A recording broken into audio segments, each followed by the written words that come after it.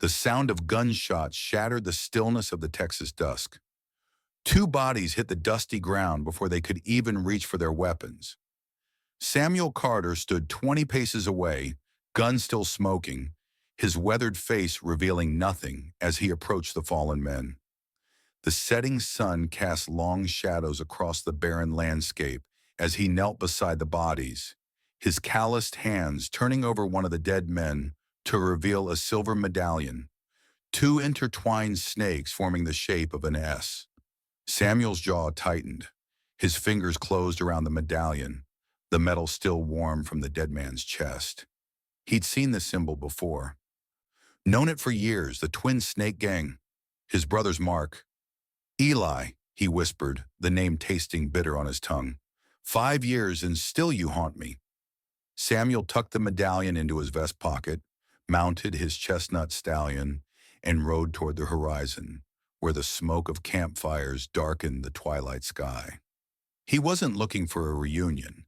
He was hunting for vengeance. Rebecca Turner's hands were raw from the ropes binding her wrists, but her eyes burned with a determination that belied her 24 years. Beside her, Jenny Miller trembled, her 19-year-old frame racked with silent sobs. They'd been captives of the twin snake gang for 3 days now, dragged from the stagecoach that was supposed to deliver them safely to Fort Worth.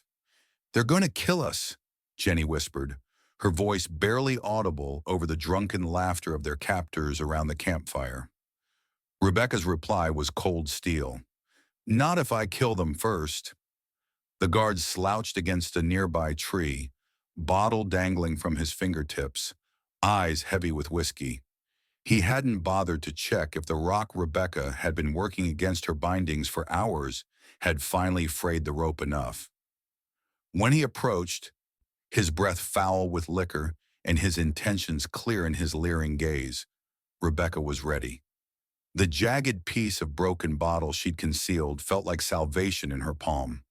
"Come here, pretty thing," he slurred, reaching for her torn blouse. The glass shard plunged into his throat with surprising ease.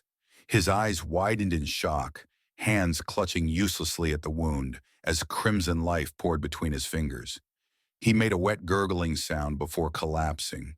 Jenny's scream died in her throat as Rebecca clamped a blood-streaked hand over her mouth. "Quiet," Rebecca hissed. "Cut yourself free. Now!" Terror and revulsion warred on Jenny's face as she took the bloody glass. The schoolteacher's hands shook violently as she sawed at her bindings, tears streaming down her dirt-streaked face. I can't," Jenny sobbed.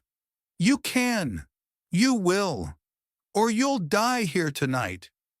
The camp remained oblivious to their escape, the outlaws too deep in their whiskey and card games to notice the missing guard. Rebecca pulled Jenny into the darkness, their bare feet stumbling over rocks and thorny underbrush as they fled into the vast emptiness of the Texas night. Samuel had tracked men across battlefields and deserts. Following the twin snake gang was child's play to a man who'd spent 3 years hunting Confederate deserters during the war.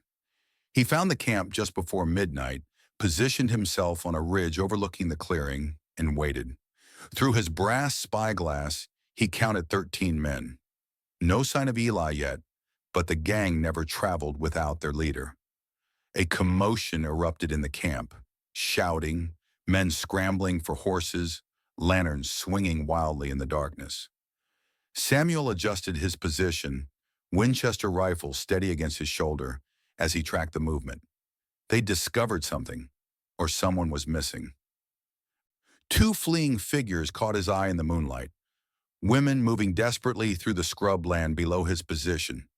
Behind them, riders were mounting up, guns drawn. Samuel's finger tensed on the trigger. This wasn't his fight. These women meant nothing to his mission. But something in their desperate flight tugged at a part of him he thought had died with his wife. "Damn it all," he muttered, slinging the rifle over his shoulder and mounting his horse in one fluid motion. He'd fought on the wrong side of too many battles to let 2 innocent women die tonight. Rebecca could hear the hoof beats closing in behind them. Jenny had collapsed twice already, her city-bred body not made for this terrain. The third time she fell, she didn't get up. "Leave me," Jenny gasped. "You can still make it." Rebecca gripped Jenny's arm, hauling her upright with strength born of desperation. "Nobody gets left behind, not on my watch." The riders were close enough now that Rebecca could hear their whoops and hollers, predators enjoying the chase. She shoved Jenny behind a rock formation, positioning herself in front, her bloody makeshift weapon clutched in her hand. If they were going to die tonight, at least one more of those bastards would join them in hell. The first rider crested the rise, rifle aimed. Rebecca tensed, ready to charge, a futile final act of defiance. The crack of a rifle shot echoed across the canyon. The rider jerked backward, toppling from his saddle like a rag doll. A second shot followed instantly, dropping another outlaw before he could even register his companion's fall. From the shadows above them emerged a lone rider, his silhouette harsh against the star-filled sky. The remaining pursuers scattered, firing wildly as they retreated. Rebecca didn't lower her makeshift weapon as the stranger dismounted, approaching with the measured steps of a man accustomed to caution. "You ladies picked a bad night for a stroll," he said, voice like gravel underfoot. The moonlight revealed a man in his late 40s, his face weathered by sun and hardship, eyes that had seen too much to be truly called alive. A scar ran along his jawline, disappearing into the collar of his dust-covered shirt. His hands bore the calluses of labor and the steady grip of someone intimate with violence. "Who are you?" Rebecca demanded, glass shard still raised. "Name's Samuel Carter, and unless you want those boys coming back with reinforcements, I suggest we move." He gestured to his horse. "She can carry double for a while." "Why help us?" Rebecca didn't budge, suspicion etched in every line of her body. Samuel's mouth twitched in what might have been a smile on a different man. "Let's just say I've got a score to settle with the Twin Snake Gang. Saving you two is incidental." Jenny stepped forward on trembling legs. "The leader, he has a scar across his face, from his eye down to his jaw. When he speaks, it's like every word costs him something." Samuel's expression hardened, a flash of something raw crossing his features before the mask fell back into place. "That would be Eli Carter," he said flatly. "The gang leader." "You know him?" Rebecca asked, finally lowering her weapon. "I know him," Samuel replied, turning to mount his horse. "He's my brother." The Carter Ranch sat like an island in the vast sea of Texas wilderness, its weathered buildings a testament to one man's stubborn refusal to be broken by the land. By dawn, they'd reached the safety of its walls, the pursuit long since abandoned. Rebecca watched as Samuel moved with military precision, securing doors, checking sight lines, placing rifles at strategic points throughout the house. This was a man prepared for war. "You two can clean up there," he nodded toward a side room. "There's water and some of my late wife's clothes that might fit." "Your wife?" Jenny asked softly. "Dead. 5 years now." His tone left no room for condolences. The water in the basin turned pink as Rebecca washed the guard's dried blood from her hands. In the cracked mirror hanging on the wall, she hardly recognized herself. Hair wild, eyes haunted, something feral in her gaze that hadn't been there before. When they emerged, Samuel was laying weapons out on the kitchen table. A Colt Peacemaker with pearl grips, a Winchester .73 rifle polished to a soft gleam, a shotgun with the stock repaired by metal bands, and various knives, each with its purpose. "That's the model 1873, he said, noticing Rebecca's interest in the rifle. "Winchester's latest, 24-inch octagonal barrel, chambered for the 4440 cartridge, same as the Peacemaker. Means you only need to carry one type of ammunition for both." His fingers moved over the weapon with the familiarity of old lovers. 15 rounds in the tube magazine, accurate to about 200 yards in the right hands. He glanced up at her. Your father being Sheriff Turner, I imagine you're not unfamiliar with firearms. Rebecca's eyes widened. How did you... The star-shaped pendant around your neck. Same design as the Fort Worth Sheriff's badge. The way you handled yourself back there wasn't the behavior of a proper lady, but exactly what I'd expect from Hank Turner's daughter. You knew my father? Samuel nodded once. Served with him briefly. Decent man. Better lawman. He pushed the peacemaker toward her. You'll need this. Jenny stepped back, arms wrapped around herself. Why would we need guns? Shouldn't we be trying to reach the nearest town? Find the law? Samuel's laugh held no humor. The law? Girl, we're 60 miles from the nearest town with anything resembling law. And once my brother realizes I'm involved, he'll come at us with everything he has. His eyes locked with Rebecca's. Eli doesn't leave witnesses, especially not ones who've killed his men. Why? Rebecca asked, her hand closing around the peacemaker's grip, testing its weight. What happened between you two? Samuel turned away, staring out the window at the endless Texas landscape. For a moment it seemed he wouldn't answer. When he spoke, his voice had dropped to something just above a whisper. We fought together in the war. Confederate Army. I was his commanding officer. After Gettysburg, things changed. Eli changed. His knuckles whitened on the windowsill. When the war ended, he couldn't let go of the killing. Started the Twin Snake Gang with other men who couldn't go back to peace. He turned, his eyes cold with memory. 5 years ago, they robbed the Fort Worth Bank. My wife was inside. She recognized Eli despite his mask. So he shot her, left her bleeding out on the marble floor. The room fell silent save for the ticking of an old clock. I've been hunting him ever since. The attack came just after sunset 3 days later. Samuel had been expecting it, had planned for it, but even he hadn't anticipated Frank's betrayal. The hired hand he'd trusted for 2 years put a bullet through the kitchen window that missed Samuel's head by inches. Get down, Samuel roared, pulling Rebecca to the floor as glass rained around them. Outside, riders circled the house, torches illuminating the night, guns blazing. Jenny screamed as a bullet splintered the doorframe beside her. Samuel rolled to his feet, peacemaker already in hand. His first shot caught Frank's center mass as the traitor burst through the front door. The man's surprised expression froze as he collapsed across the threshold, gun unfired. Rebecca, the rifle, Samuel shouted, firing through the window at the circling riders. Rebecca crawled to the Winchester, hands steady despite the chaos. She'd spent the past days under Samuel's tutelage, learning to load, aim, and fire with the efficiency of a soldier. Now positioned at the north window, she squeezed the trigger with measured precision. An outlaw tumbled from his saddle. The firefight lasted 10 minutes that stretched like hours. When silence finally fell, 4 bodies lay scattered across the yard. The survivors had retreated, but Samuel knew better than to consider it victory. They'll be back, he said, reloading his weapons methodically. That was just to test our defenses. Was that him? Jenny asked, her voice shaking as she emerged from her hiding place behind the stone fireplace. Your brother?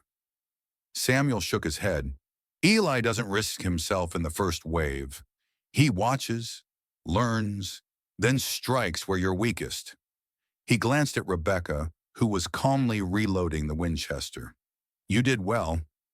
My father didn't raise a daughter who couldn't protect herself, she replied, though a slight tremor in her hands betrayed the toll of taking her first life in cold combat. Samuel nodded toward the bodies visible in the yard. We need to bring them in before they attract scavengers. Might learn something useful. The dead men yielded little beyond ammunition. Samuel appropriated, and a folded piece of yellowed paper he found sewn into the lining of one man's coat. He unfolded it carefully at the kitchen table, his expression hardening as he studied what appeared to be a map. What is it? Rebecca asked, cleaning blood from her hands for the second time that week. Trouble, Samuel replied. The kind my brother would kill for. The map showed the region around the Carter Ranch, with an X marked in a canyon 10 miles to the north. Scrawled in faded ink were the words, Confed, Golden Arms, 3rd TX Cavalry. A treasure map? Jenny asked incredulously. Not just treasure, a Confederate cache. Samuel traced the location with his finger. During the final months of the war, units were ordered to hide supplies in case the fight continued as guerrilla warfare. Weapons, ammunition, gold to fund the resistance. And your brother wants it, Rebecca concluded. Samuel folded the map carefully. This is why he's here, not just for you two. He's been searching for this cache for years. How do you know that? Rebecca's eyes narrowed suspiciously. Because I'm the one who hid it. Samuel tucked the map into his shirt pocket. I was a lieutenant in the 3rd Texas Cavalry. This ranch isn't just land I settled after the war. It's my post. My final orders were to guard what we buried until the South rose again. His laugh was hollow. Some of us realized that day would never come. Others, like my brother, never accepted defeat. Then we should leave, Jenny insisted. Give him the map. Let him take whatever's hidden. It's not worth dying for a lost cause. Samuel's gaze was steel. This stopped being about the Confederacy long ago. This is about justice for my wife, for every innocent person Eli and his gang have killed since the war ended. He checked his pocket watch. We have until dawn before they regroup and return. Anyone who wants to leave should go now. Jenny looked pleadingly at Rebecca. Please, we can make it to Fort Worth if we leave now. This isn't our fight. For a long moment, Rebecca stood motionless, caught between fear and something harder. Something that had awakened in her during captivity. Finally, she lifted the Winchester from the table. My father died hunting men like Eli Carter. I won't run from his kind again. She turned to Samuel. I'm staying. Teach me everything you know about defending this place. Jenny's sob broke the silence that followed. You're both insane. She grabbed her shawl from the chair. I won't die here. Samuel didn't try to stop her as she fled into the night. He simply turned to Rebecca, his expression grim. Let's get to work. They came with the dawn, 15 riders emerging from the morning mist like specters. At their head rode a man whose presence commanded the eye even at a distance.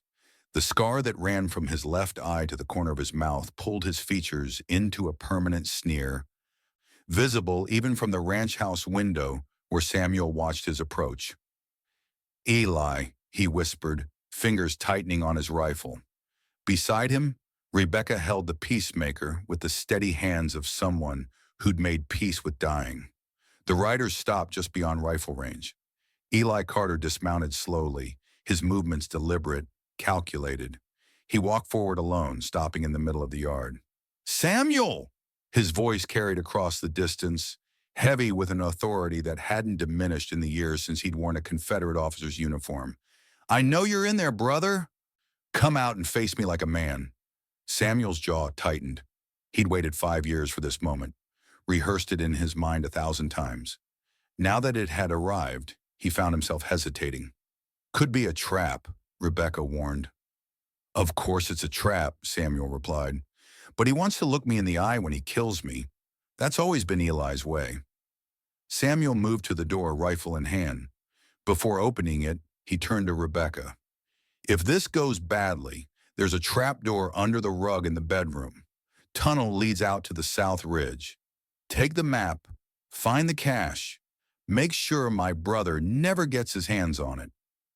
Rebecca nodded once, her eyes conveying what words couldn't. Samuel stepped out onto the porch, rifle held non-threateningly at his side. 15 guns tracked his movement, but no shots came. His focus remained fixed on the man standing 30 yards away, the boy he'd taught to shoot, the soldier he'd fought beside, the brother he'd failed. You look old, Samuel, Eli called, his scarred mouth twisting in what passed for a smile. Hunting you has been tiring work. Samuel replied evenly. Eli's laugh held no warmth. 5 years. Impressive dedication for a man who abandoned everything else he ever committed to. I never abandoned you, Eli. You chose your path. After you carved this reminder into my face, Eli traced his scar with one finger. After you stole my command, my future, Samuel took a step forward. I pulled you from that burning farmhouse in Virginia. The beam that scarred you would have killed you if I hadn't dragged you out.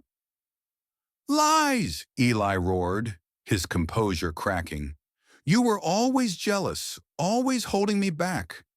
Then you hid the cash, our insurance, our future, and played house with your pretty wife while the rest of us struggled to survive in this broken country.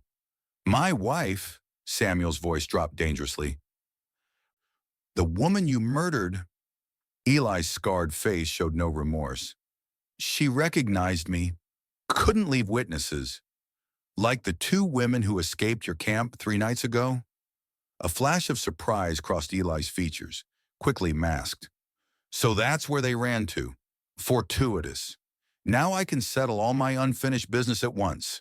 He spread his arms. I'll make you a deal, brother. Give me the map to the cache, and I'll kill you quick. Make me work for it, and I'll make you watch while I take care of that woman you're hiding before I finish you.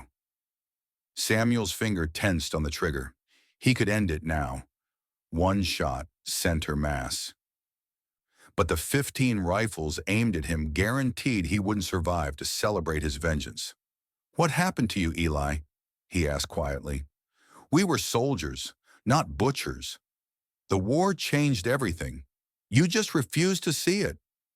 Eli's hand drifted to his holster. The map, Samuel. Final offer. The shot came from the house, not from Samuel's rifle, but from an upstairs window where Rebecca had positioned herself.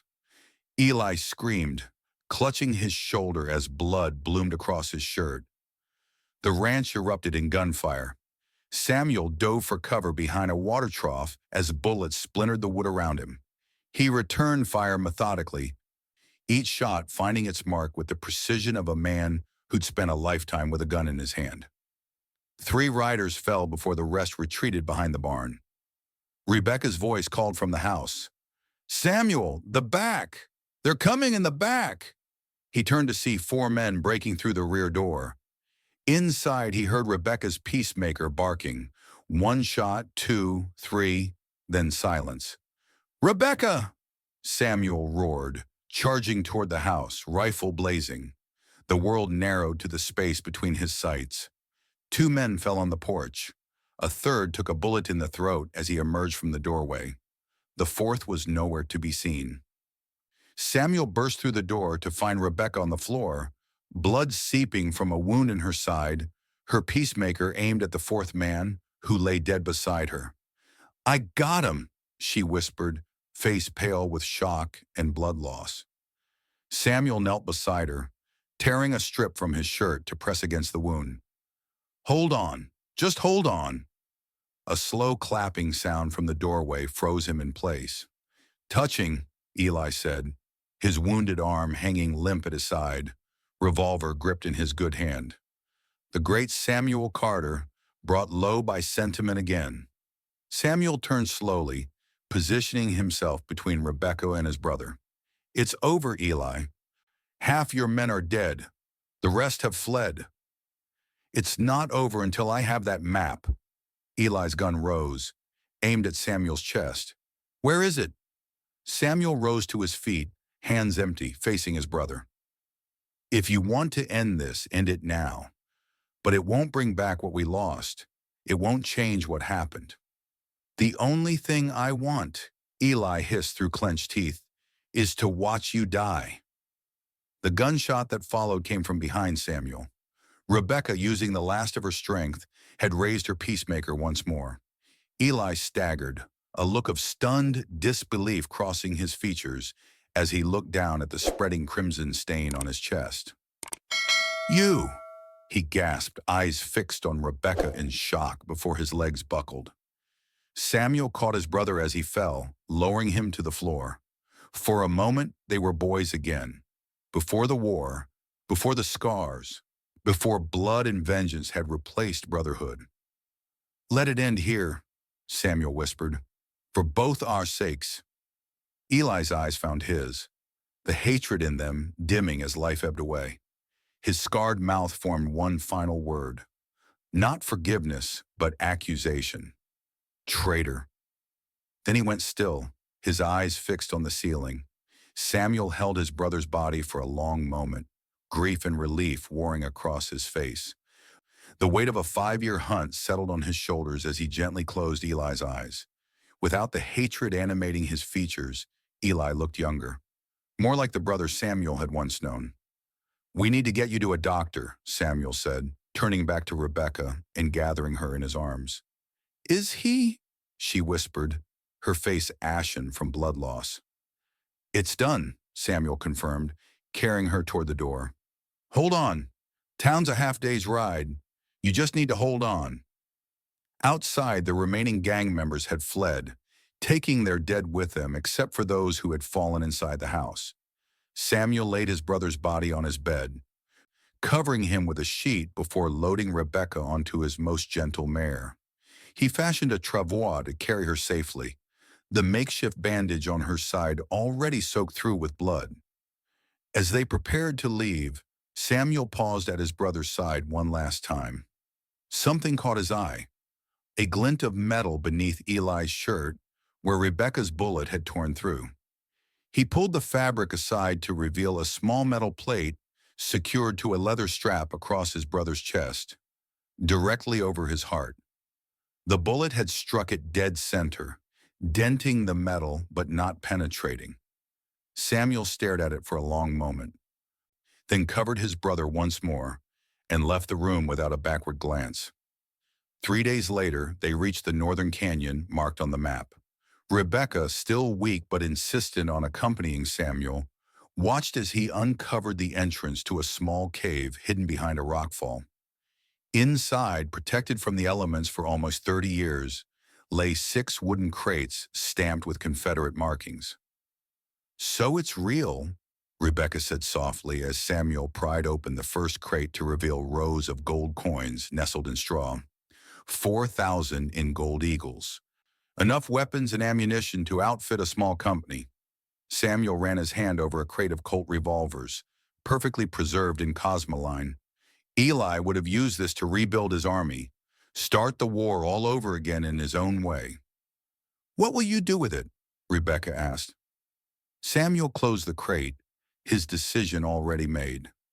"Your father gave his life bringing justice to the frontier. Seems fitting this blood money should do some good in his name." 2 weeks later, Jenny Miller stood on the steps of the newly established Fort Worth School, watching as children filed in for classes. The gold from the Confederate cash had funded not just the school, but a new doctor's office where Rebecca Turner was slowly recovering from her wound. Jenny had made it to Fort Worth the night she'd fled the ranch, bringing word to the local authorities about the Twin Snake Gang. Though a posse had been formed, they'd arrived too late to find anything but an empty ranch and several fresh graves, including one marked with a wooden cross bearing the name Eli Carter. The doctor emerged from his office, helping Rebecca to a chair on the porch, where she could enjoy the morning sun. Her side was healing well, though she would carry the scar for the rest of her life, a reminder, she often said, of the price of freedom. "Any word from him?" Jenny asked, joining them on the porch. Rebecca shook her head, absently touching the peacemaker that never left her side these days. "Samuel's not the type to linger. He left enough gold to build this place, paid the doctor, and rode out." "Think he'll ever come back?" Jenny wondered. Rebecca's gaze drifted to the horizon. "A man like that doesn't settle, not while his ghosts still haunt him." "But Eli's dead," Jenny protested. "I saw the grave myself." Rebecca exchanged a glance with the doctor, but said nothing. Neither mentioned the strange visitor who had come in the night 2 days after they'd reached town, a man whose face remained hidden beneath bandages, claiming to have been injured in a fire. A man who had stood over Rebecca's bed while she slept, studying her face before disappearing into the night. Neither mentioned how the grave behind Carter's ranch had been found disturbed the next morning. The wooden cross toppled, the earth freshly turned. Some ghosts, Rebecca had learned, refused to stay buried. 300 miles west, Samuel Carter rode alone, the Winchester in its scabbard, the peacemaker on his hip. The setting sun painted the landscape in hues of fire and blood, familiar colors to a man who had seen too much of both. He had left most of the gold with Rebecca and Jenny, keeping only enough to sustain him on the trail. The burden of wealth had never appealed to him, not when the only currency that mattered was justice. Justice or vengeance. The line between them had blurred long ago. In his saddlebag, he carried a single memento, the metal plate that had saved his brother's life, the bullet still embedded in its center. He had found it missing from Eli's body when he'd returned to bury him, along with the body itself. As he crested a hill overlooking a vast valley, Samuel paused, studying the horizon with eyes that had tracked men across half a continent. Somewhere out there, the hunt continued, brother against brother, locked in a dance as old as Cain and Abel. Behind him lay a measure of redemption, a school built, lives saved, a community given hope.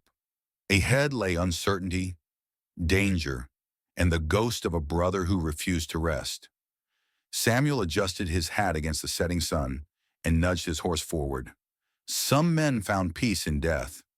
Others, like the Carter brothers, seemed destined to carry their wars beyond the grave. The hunt was far from over.